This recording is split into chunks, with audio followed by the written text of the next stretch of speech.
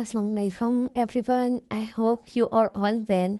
आज की रूटीन कुछ इस तरह थी। आज हमारे यूनिवर्सिटी में लैब डे था, तो आज हम प्रैक्टिकल करने के लिए टीचर्स का वेट कर रहे थे। जब तक टीचर वेट कर रहे थे हम फ्रेंड्स के साथ बैठे थे। फिर जब टीचर आए, टीचर हमें लैब में लेकर गए। लैब में जाकर टीचर ने हमें कुछ तरह के डिवाइसेस दिखाए थे और जिनका यूसेज बताया, जो हम पेशेंट्स को ट्रीट करने के लिए यूज़ करते हैं और इन पेशेंट से किस तरह से पेशेंट को पेन रिलीफ होता है, किस तरह से ये यूज़ होते हैं। बहुत एक्सपेंसिव थे डिवाइसेस। फिर उसके बाद हम प्रैक्टिकल बाद हमें घर जाना था, तो हम लोग अपना सामान लेकर बाहर आ गए थे। पॉइंट में सामान रखा, फिर उसके बाद हम लोग अदा का इंतज़ार करते रहे कि कब अदा आएंगे और कब पॉइंट चलेगी। फिर उसके बाद हम लोग यहाँ से चले गए थे।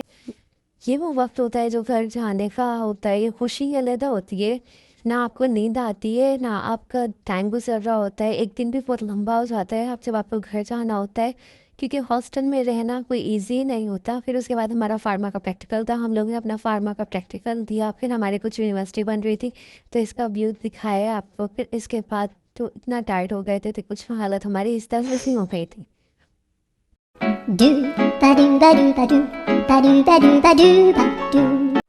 फिर फाइनली हम लोग भी कर गए थे अपने घर जाने के लिए।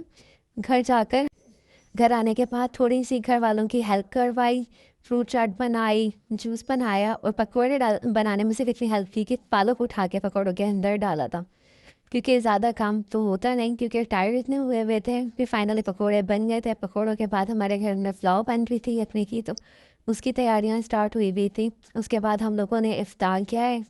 इफ्तार के इफ्तार के बाद मैं इतनी नमाज़ पढ़ी। नमाज़ पढ़ने के बाद घर वालों के साथ थोड़ा टाइम स्पेंड किया और भाई को पा के हमें अपने हाथ का अंडा पराठा बना के खिलाया। भाई ने अंडा पराठा बनाया।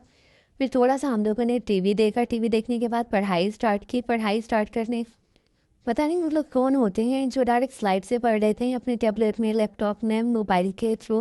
पर हम लोग वो स्टूडेंट हैं, जब तक हमारी नोट्स ना बन जाए उन स्लाइड से तब तक हम लोगों से पढ़ा नहीं जाता, वो भी हैंडमेड नोट्स। फिर थोड़ी सी पढ़ाई स्टार्ट की। पढ़ाई स्टार्ट करने के बाद ईशा का टाइम हो गया, नमाज अदा की।